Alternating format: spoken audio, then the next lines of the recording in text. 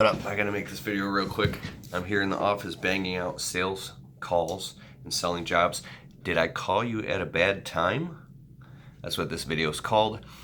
And so if you're calling customers, this is a little strategy, a little wordplay thing that you can use to be a little more professional on the phone and represent your company as a professional business. And so if you don't know this already, here's a little tip that I used that I learned when I was in multi-level marketing years ago doing sales and phone training, and it's called "Did I Call You at a Bad Time?" So here goes. I gotta make it quick because this customer is about to call me back.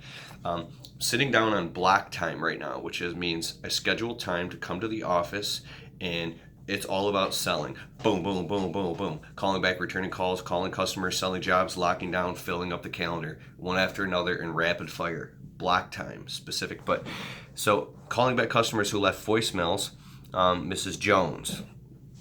They call, I call, it rings, go like this. They go, hello. Hello, Mrs. Jones. This is Keith with Kelfus Window Cleaning, returning your call. Did I call you at a bad time? See, it goes up. Hello, Mrs. Jones. This is Keith with Kelfus Landscaping, returning your call. Did I call you at a bad time?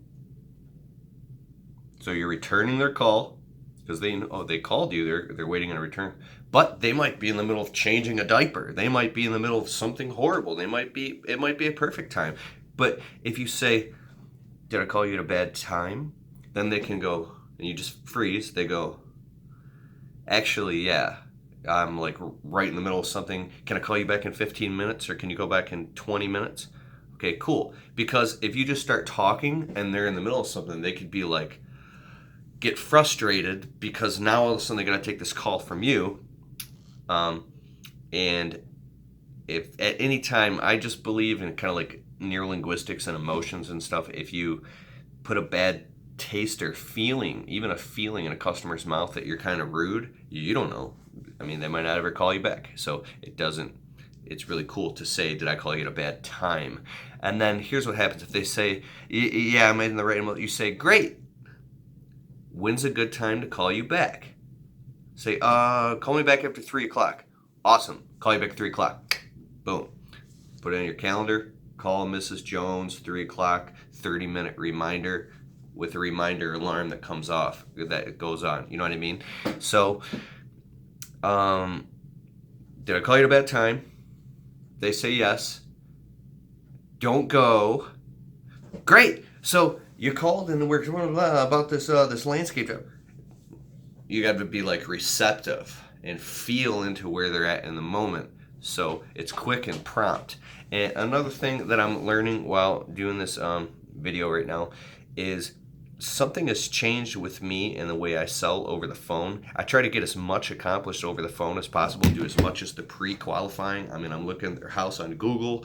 I'm going through our data system, which I just use Google. I'm thinking about getting a CRM, and I'm looking at the notes we took, so I get a whole clear perspective of this person, their property, if it's a referral, so I can feel into that customer avatar, which is your perfect customer, and say, is this my customer, or is this person going to be, is it not my customer? Is this, sorry to say, but is this person going to be a pain in the ass or someone that's going to send me on a wild goose chase? Because there's so much of that in your small business. I mean, you literally can go through your voicemails and just like, it's okay. It's a whole bunch of people trying to take your money, or a whole bunch of people just trying to get something for free or a good deal. And then there's the people that are trying to exchange value for value, right? Because what you're giving them in a service, and that communicates through in the sub-communication of your vocal tone, that you're giving them something more valuable than money. You're giving them your service and trust. You're selling peace of mind and trust. This is how I feel it. And I'm not saying I'm the best. I don't own $1 million company, but it's what I've learned. Now, here's the final thing I want to say, and then I'll end this, is as I've gotten so busy and got so much stuff on my plate, and I know you got a lot on your plate too, you get to the point where you get really good at sifting through bullshit and just cutting right through the fat and getting to it. So when you have that little bit of tone in your voice that you're busy, like, come on, snappy. I think that customers like that, because they can tell if somebody, if the person on the phone is about their business and ready and about handling shit, or if the person on the phone is needy or desperate or not serious about their business. So when you have that sense of urgency in your voice, like boom, boom, boom, boom, they can feel that and they're like, okay, well, whatever, this person or this company, okay, I can tell they're busy and they get shit done. I want to work with them because they get shit done. If there's a saying, if you want to get something done, have somebody else do it. Give it to a person who's busy. Give it to a busy person, a person who's already busy. Like, what do you mean? Because busy people get shit done. Don't give it to a lazy person. So that sub-communication where there's that urgency on the phone, they can feel it and it's prompt and snappy.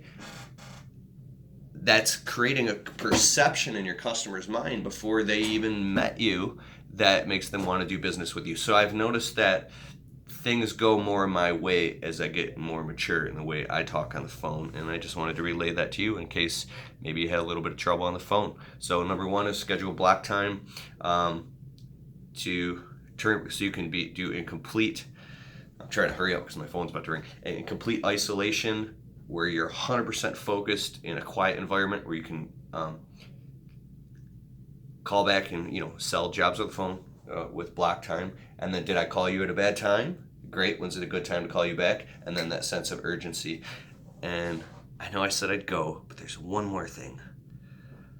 Oh yeah. The times that I've gotten myself in trouble is when I'm trying to do sales calls while I'm like driving or I'm pulling up to some place and I try to sneak something in. Whenever you try to sneak something in, it always becomes like a rushed thing and it doesn't work. It has to be like, and I know that's so hard to say in business. I was with DJ Carroll in Phoenix, Arizona at Brendan Burchard's High Performance Academy. And dude, he showed me he's got this calling service that he hires. And it was like 11 p.m. and he called his business and somebody in Texas picked up. And they took down all the information and then sent him a text message that Mrs. Jones needs a quote for house washing. And a real human picked up the phone. I was like, dude, I'm going to jump on that because there's so many times that I can't pick up my phone. And what triggered him to do that, he came home from his office. He came into his office one day and there's 56 missed calls and only like 5 voicemails. So all those people, there's people that if they go to voicemail, I mean, they're going to the next person on Google or the next company on Facebook or whatever because they want somebody to pick up the phone.